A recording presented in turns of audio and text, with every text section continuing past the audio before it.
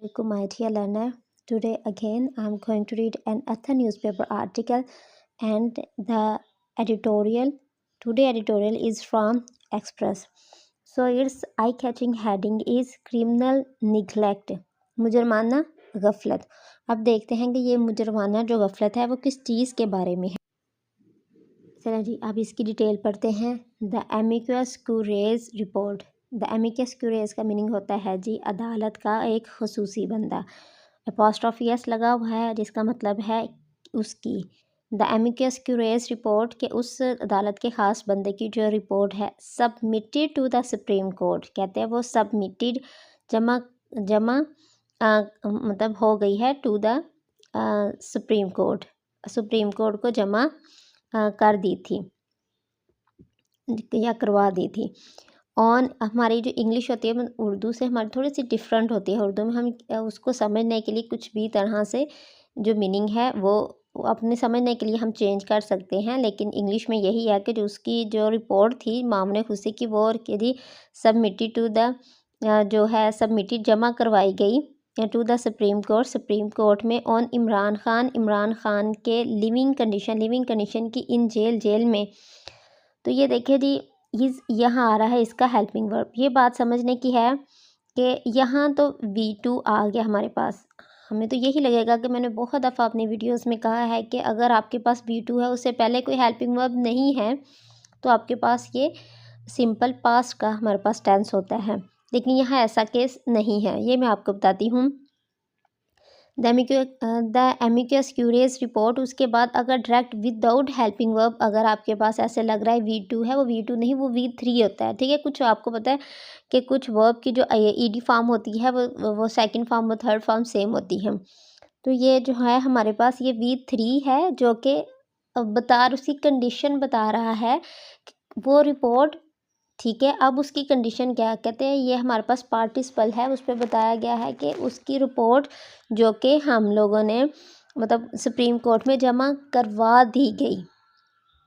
ठीक है, supreme court में जमा करवाई हुई. इस तरह आप कह सकते हैं कि ऐसी रिपोर्ट उसकी कंडीशन क्या है, उसके ऑब्जेक्टिव क्या है कि submitted to the supreme court on living condition in the jail. के जो है ना इमरान खान की जो लिविंग कंडीशन है जेल में उसके जो जमा करवाई गई रिपोर्ट है. ठीक है, जमा करवाई गई रिपोर्ट है. इज़ है अ डैमनिंग इंडिक्टमेंट. कहते हैं डैमनिंग इंडिक्टमेंट होता है किसी पे बहुत बड़ा इल्ज़ाम देना ऑफ द गवर्नमेंट पर. It's a damning indictment. ये गवर्नमेंट पे एक बहुत बड़ा इल्ज़ाम है. ये जो मैं आज आर्टिकल पढ़ रही हूँ इसमें बहुत ज़्यादा एडवांस वर्ड हैं. इसके लिए मैं एक अलहदा से वोकैब की वीडियो बना दूँगी ताकि आप लोगों की इन वर्ड्स की जो प्रैक्टिस हो जाए, आप इन वर्ड्स को याद कर सके.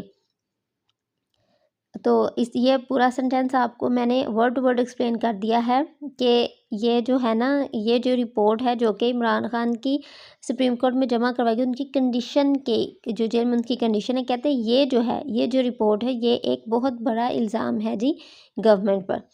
It categorically revealed that. ये वाज़ह तौर पर रिवील बताती है डैट के lawful facilities under the prison manual.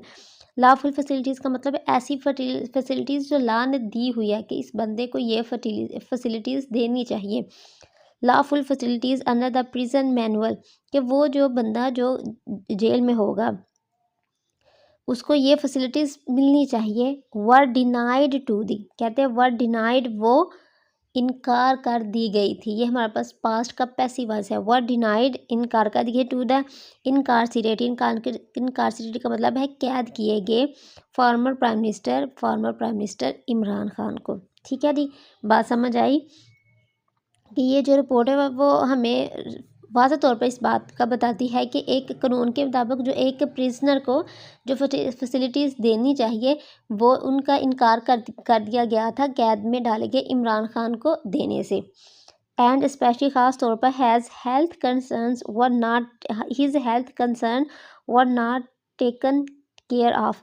ख़ास तौर पर जो उनकी हेल्थ के मतलब जो कंसर्न था जो इशू थे उसको नहीं हेल्थ के मतलब जो इशू थे उनको नहीं देखा गया था, उसकी केयर नहीं की गई. ठीक है, वर नॉट टेकन ऑफ, उसके हेल्थ के इशू को, उनके हेल्थ के कंसर्न को उसकी केयर ही नहीं की गई थी कि एक बंदा बीमार है उसकी टेक केयर करनी है। अगर वो हेल्प के लिए कह रहा है तो उसे वो फैसिलिटेट किया जाए, जो कि एक कानून के मुताबिक फैसिलिटी देनी चाहिए। दिस क्रिमिनल निगलेक्ट, या जो क्रिमिनल निगलेक्ट है, क्रिमिनल का मतलब मुजरमाना गफलत, काज्ड आ सीवियर इन्फेक्शन, किसने पैदा किया, ये है जी पास्ट इंडेफिनिट। ये देखिए V2 है और विदाउट हेल्पिंग वर्ब है, और ये बता रहा है कि दिस क्रिमिनल, जो क्रिमिनल जो मुजरमाना गफलत है इसने पैदा किया था, कि ये जो एक काम कर रहा है, ये हमारा सब्जेक्ट है, ये कोई एक काम कर रहा है जो रीज़न दे रहा है किसी चीज़ की या किसी बीमारी की। कहते हैं ये जो मुजरमाना गलत है इसने पैदा किया था। एक्सफेयर infection in the PTI former right side, PTI के जो फाउंडर थे राइट साइड उनकी दाईं आंख में, विच इज़ नाउ लेफ्ट जो कि रह गई है विद लेस दैन 50% ऑफ, जिनकी अब जो बिनाई है वो 15% रह गई है। सलमान सफदर आगे देखें जी कोमा लिखा हुआ है, कोमे के बाद जो हम लिख रहे हैं जो भी हम होम या हु का वर्ड यूज़ करके लिखते हैं या विच का वर्ड यूज़ करके लिखते हैं, इसका मतलब होता है कि इसके बारे में हम एक्स्ट्रा इन्फॉर्मेशन दे रहे हैं उसके बारे में। अगर ये एक्स्ट्रा इन्फॉर्मेशन हम ना भी दें तो काम चल जाएगा। तो सलमान सफदर होम जो कि द टॉप कोर्ट, होम जिसे द टॉप कोर्ट मतलब आला अदालत ने हैज़ असाइन, जिसके आसान किया था the role of friend of court, जिसे ये दिया गया था ओहदा टू विज़िट खान को विज़िट करने के लिए एंड रिपोर्ट ऑन, और रिपोर्ट देने के लिए how he is being treated during the imprisonment, how कैसे ही इज़ बीइंग ट्रीटेड, ये भी हमारे पास है जी प्रेजेंट कंटिन्यूस का पैसिवाइज है। ही इज़ बीइंग ट्रीटेड, किस तरह उसे ट्रीट किया जाए, कौन ट्रीट कर रहा है ये हमें नहीं पता, तो how he is being treated से ट्रीट किया जाता है ड्यूरिंग इम्प्रिजनमेंट, कैद के दौरान। ये देखिए जी यहाँ कोमा शुरू हुआ था और यहाँ तक ये जो है जी ये यहाँ ये क्लोज हो रहा है, ये जो हमारा ये जो है इसे कहते हैं रिलेटिव प्रोनाउन से जो शुरू होता है रिलेटिव प्रोनाउंस है, ये इससे शुरू हुआ है ये वाला हमारा सेंटेंस। ये इसका मतलब है कि इसने सलमान सफ्तर के बारे में हमें एडिशनल इन्फॉर्मेशन दी है। ये देखें जी अगर हम इसको देखें, सलमान सफ्तर इन्फॉर्म्ड अ 2 मेंबर बेंच, अगर डायरेक्ट हम यहाँ से अपना वो सेंटेंस लिखते थे, ये इसमें ना लिखते तो कोई बात नहीं थी, हमें समझ आ जानी थी कि सलमान सफ्दर ने इन्फॉर्म किया 2 मेंबर बेंच को under chief justice Yahya Afridi की क़यादत में। ठीक है जी। सुप्रिटेंडेंट कहते हैं superintendent ignore all the plea for a course correction, कि उसने सुप्रिटेंडेंट ने इग्नोर कर दी थी ऑल द प्ली, तमाम इल्तिजा फॉर अ कोर्स करेक्शन, जो कि एक कोर्स करेक्शन का मतलब होता है एक कोई काम गलत है उसको फिक्स करने के लिए, उसकी मिस्टेक को फिक्स करने के लिए जो कार्रवाई की जाती है, जो हम एक्ट कर सकते हैं उसे कहते हैं कोर्स ऑफ एक्शन। कहते हैं कि उन तमाम plea for a course of action, कि उन तमाम इल्तिजा जो वो कह रहे थे कि मेरी नज़र ख़राब है, इसके लिए कुछ डॉक्टर से वो चेकअप करवा दें, लेकिन वो लेकिन उन्होंने ऐसा नहीं किया, तो ये कह रहे हैं कोर्स ऑफ करेक्शन के हो सकता था कि वो उन्होंने इल्तिजा की कि मेरी बिनाई जा रही है या कोई तकलीफ़ है तो डॉक्टर को बुलाएं, तो इस तरह ये जो मेरी फिक्स हो सकती है, ये जो मेरी बीमारी है या कुछ भी, तो उसको निगलेक्ट कर दिया, उसको नहीं माना। तो ये जो है all plea for course of correction का आई थिंक आप लोगों का मीनिंग समझ आ गया है कि एक चीज़ गलत है उसको सही करने के लिए जो हम कहते हैं कि ये तरीका अपनाया जाए, उसको उन्होंने क्या किया जी, इनकार कर दिया। इंक्लूडिंग असेस टू, जिसमें शामिल था असेस टू अ क्वालिफाइड ऑर्थोमेटोलॉजिस्ट, और जी इसमें जो शामिल था कि वो जो इज़ अ क्वालिफाइड ऑफ्थल्मोलॉजिस्ट, कहते हैं कि एक माहिर अमराज चश्म होता है, जो आंखों का डॉक्टर होता है, उस तक जो असेस थी वो भी उन्हें नहीं दी गई, जो असेस थी वो उन्होंने नहीं दी।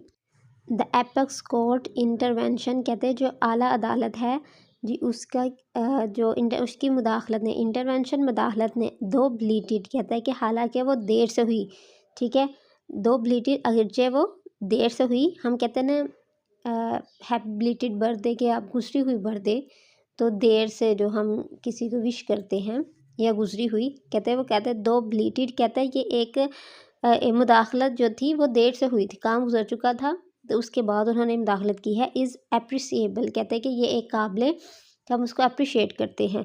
ऑन दी अदर दूसरे hand the government now find itself in the dock, कहते हैं जो गवर्नमेंट है वो अपने आप को कटहरे में देखती है। As it fail to go by the book, go by the book यहाँ देखें जी, ये एक हमारे पास ईडियम जिसका मतलब है कि एक काम करना जिसके लिए हमारे पास रूल्स और रेगुलेशन जो है उसके फिक्स हों, तो उसके मुताबिक कोई काम करने को कहते हैं जी बाय द बुक।